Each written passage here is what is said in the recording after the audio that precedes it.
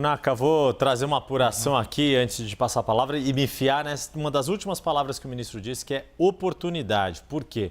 Porque, de fato, a avaliação, tanto no Ministério da Fazenda quanto no Planejamento, porque as duas pastas andam casadas nesta discussão do IOF e do que vai vir de medidas aí, dessas medidas estruturantes, eles avaliam que tem uma janela, tem uma oportunidade para colocar em discussão alguns pontos que já haviam sido trazidos pela equipe econômica, como, por exemplo, a previdência dos militares, a discussão dos supersalários, mas essencialmente gastos tributários. E por que esse é o caminho? Está se vendo essa oportunidade? Porque nem a Fazenda, nem o Planejamento desistiram de uma meta que eles acreditam que ainda é possível de ser atingida e de que o próprio presidente Lula ainda mantém esse desejo, retomar o grau de investimento do país, a despeito da perspectiva ter piorado, de acordo com a agência Moody's, na sexta-feira passada, anunciou isso, e muito provavelmente as outras agências devem seguir um pouco com o mesmo cenário.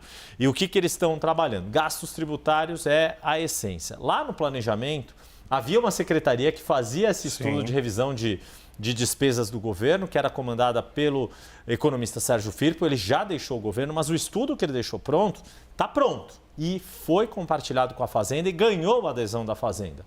Tanto do próprio ministro Fernando Haddad, secretário executivo Dario Durigan, entre outros técnicos, acham que o trabalho técnico está bem feito, tem caminhos a serem trilhados. E apontam para o risco de subestimação, de serem subestimados os gastos tributários atuais. Por isso que se falou ali em até 800 bilhões de reais, embora a conta oficial seja de 650.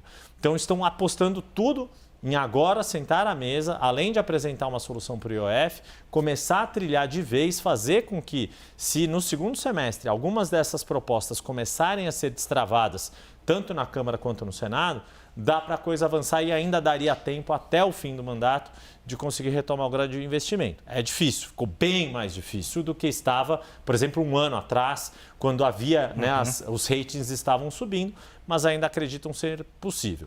Isso embute, Naka, uma queixa de que o Congresso fala muito, mas também não faz sua parte. Aí eu fui ouvir algumas vozes no Congresso que falam, só que o governo também fala muito e não faz sua parte. E aí, o que me disse, por exemplo, o senador Efraim Moraes, que é do União Brasil da Paraíba e é o presidente da Comissão Mista do Orçamento. Falou, olha, o Congresso está disposto a discutir as questões, só que o governo precisa fazer um gesto para não botar só na conta do setor produtivo. Bem ou mal, goste-se ou não dos gastos tributários, dos subsídios, das isenções, é o setor produtivo quem pleiteia, em tese, faz isso ser mais ou menos eficaz em geração de emprego, de investimento, de renda, etc. Precisa que o governo aponte que quer cortar na carne. Por isso que também o deputado Pedro Paulo, que a gente entrevistou ontem aqui na CNN, que é o presidente daquele grupo de trabalho da reforma administrativa, está falando em discutir salário mínimo, os gastos mínimos de saúde, educação, etc. Cenário para ser discutido tem.